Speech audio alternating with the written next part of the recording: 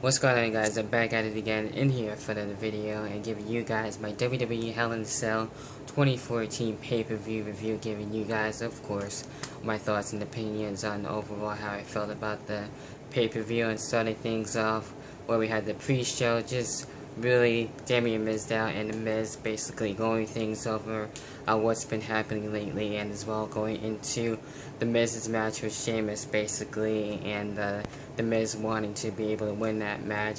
So nothing really too much really happening there, and we didn't have a bonus match until like after that. Then we had Mark Henry as well as Bo Dallas, where we had Mark Henry defeating Bo Dallas there. So there you have it overall with the pre-show as a whole there. Then starting things off with the 2 out of 3 falls match between Cesaro and as well Dolph Ziggler. Really great match. Awesome way to start things off for the show, and overall Dolph Ziggler was able to win both matches, which was really interesting, and a lot of great spots. We also saw the Cesaro swing being able to be returned, and as well a lot of interesting other stuff and great back and forth action, so definitely worth it there. And there you have it with that, and the rest not really in any particular order. Then we were able to have with the next match between Brie and Nikki Bella, and Nikki Bella was able to get her win, and that one, was pretty good for what it was. I was going behind Brie. That was just me and my personal opinion on it, but of course Nikki was able to get the win, and now Brie able to be Nikki's personal assistant, which I don't really care for, but there you have it with that, and that's what happened there. Also, we did have tag team titles on the line. That one, I did enjoy that one, where we had Stardust and Goldust as well with the Usos. Looking to probably be the final match between the two, and with the feud as well. Stardust and Goldust were able to retain, so that was cool there. Then we had, yes, John Cena and Randy Orton not main eventing, but being in the middle of the show, and as well for the #1 contendership to face who will face Brock Lesnar whenever he will return. And just to know things off too, I know we had some interesting discussion too going for In the Hot Seat Live, discussing Brock Lesnar on when he'll possibly return, and with the rumors that I found off, I want to say No DQ, one of those websites, and just shows that don't believe everything that you read. And I saw Boston Fan 79's and as well as Simon HD's and Thresh Maniac 99's video as well.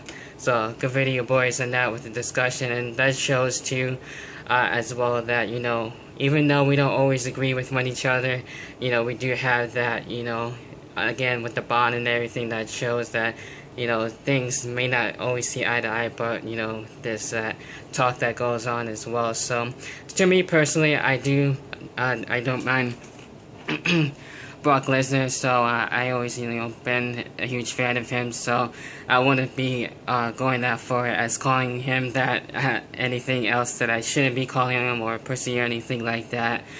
So of course I would get my ass kicked, and I don't want to get an F5, so I just thought that was interesting, and that's what makes it a show and everything like that. So I just wanted to state that off there. But with the match overall, it was a good match. We saw a use of the tables and stuff like that and everything, which made it work.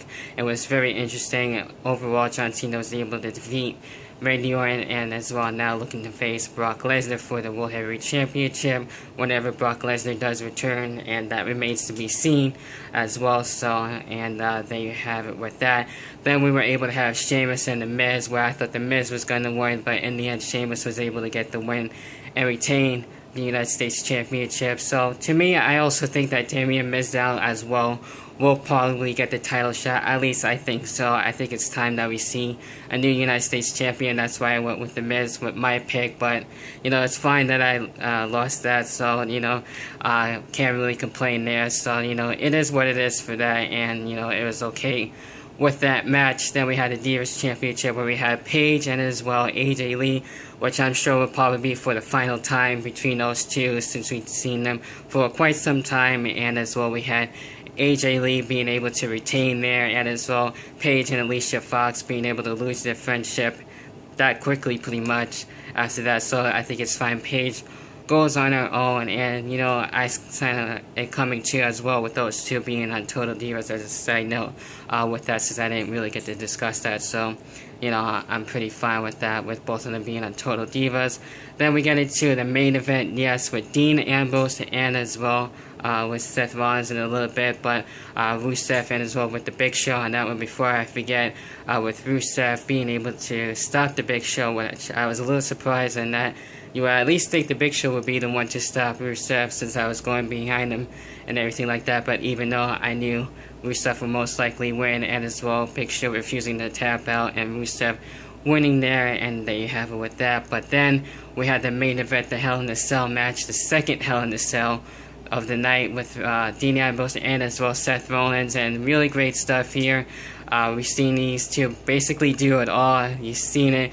Everything pretty much here in this match, with the 2 table spots, which was sick as hell before the match even got started. Jamie Noble and Jerry Mercury were stuck in the corner, couldn't really do anything that much at all. Kane even tried to get involved. But in the end, Seth Rollins was able to get the win, with Bray Wyatt returning. Interesting way to have him return. It looks like he's going to be on his own. And with the hologram, I was not expecting that. That was actually crazy as all hell. But there you have it with that. It's going to be interesting to see what's going to happen from here. I'm guessing we'll probably see Bray Wyatt and as well Dean Ambrose feud, but time will tell. So I do apologize with the lighting. Hopefully it wasn't too bad on your end. But anyway, that about does it for WWE Hell in a Cell 2014 with my review as well. So with that being said, leave your thoughts down below in the comment section as well. And until then, I will catch you guys in the next video, whenever the hell that may be. Peace.